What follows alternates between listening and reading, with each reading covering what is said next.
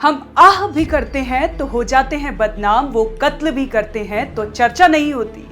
तो क्या वो लड़की है इस कारण किसी को फर्क नहीं पड़ता? तो क्या वो लड़की है तो उसके साथ कुछ भी होगा?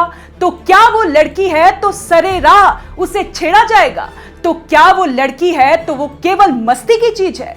तो क्या वो लड़की है तो उसकी मर्जी के खिलाफ उसे कोई भी दबोच लेगा?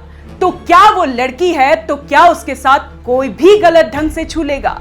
तो क्या वो लड़की है तो कोई भी उसकी बेबसी, लाचारी और कमजोरी का फायदा उठाएगा? तो क्या भारत का संविधान उसकी सुरक्षा का हक नहीं देता? क्या भारत का कानून एक लड़की को इंसाफ नहीं दिला पाएगा? क्या संविधान जो हक लड़कों को देता है तो क्या वो उस लड़की को नहीं मिल सकता?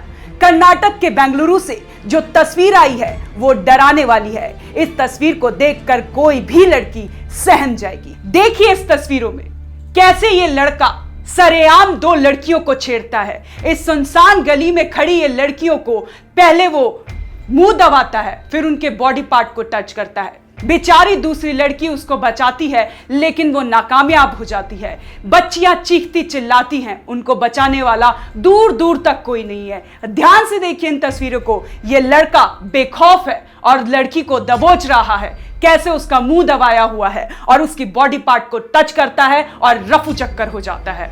लेकिन जब तस्वीर सोशल मीडिया पर वायरल हुई तो कर्नाटक के गृह मंत्री का बयान सामने आया जो बेहद ही शर्मनाक था। पहले सुनिए उन्होंने क्या कहा। इस तरह की घटनाएं बड़े शहरों में अक्सर होती रहती हैं। जो भी कानूनी कार्रवाई की जानी है वह कानून के अनुसार की जाएगी। मैंने अपने कमिश्नर को बीट पेट्रोलिंग बढ़ाने का निर्देश भी दिया है। मंत्री जी, मैं आपसे सीधा सवाल करती हूँ, अगर उस जगह पर आपकी बेटी होती, आपकी पत्नी होती और या फिर आपकी बहन होती तो भी क्या आप यही बयान देते? मंत्री जी, आपके रिश्ते नातेदार में कोई भी लड़की होती तो क्या आप यही बयान देते? विधायक की लड़की होती, नेता की लड़की होती, किसी अफसर की लड़की होती तो भी आप क्या यह बयान देते? मंत्री जी, एक बार आप बयान देने से पहले सोच तो लेते कि आप किस मामले को लेकर क्या बयान दे रहे हैं।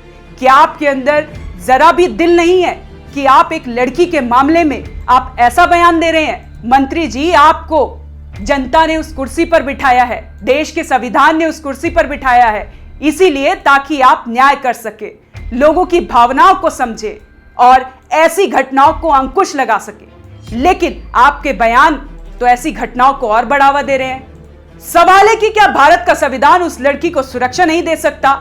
एक लड़का सरेराह लड़की को छेड़ता है, उसे दबोचने की कोशिश करता है, उसका मुंह बंद करता है और फिर भाग जाता है। और मंत्री जी कहते हैं कि बड़े बड़े शहरों में ऐसी बातें होती रहती है, ये आम बात है।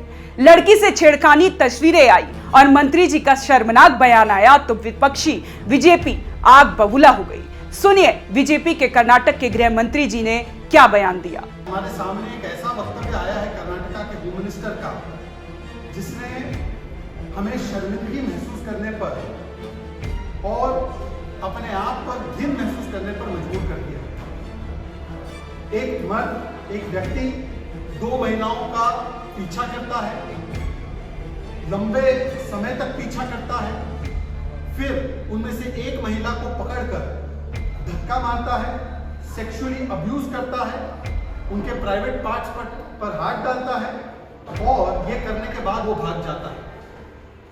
परंतु गंभीरता दिखाने के बदले, उस पर कार्रवाई करने के बदले, सख्ती दिखाने के बदले कर्नाटका के होम मिनिस्टर का बयान आता है मानो कि वो इस अक्यूज के साथ खड़े हैं, मानो कि वो इस मोलेस्टर के साथ खड़े हैं। कर्नाटका के होम मिनिस्टर कहते हैं कि बड़े शहरों में ऐसी छोटी मोटी घटनाएं हो जाती हैं। कर्नाटका कांग्रेस के लिए और उनके नेताओं के लिए एक महिला की इज्जत पर, आबरू पर इस प्रकार से प्रहार होना, ये तो रही राजनीति की बातें, लेकिन आपको बता दें कि भारत का संविधान हर किसी को अपनी सुरक्षा और अपनी संपत्ति की सुरक्षा करने का मौलिक अधिकार देता है।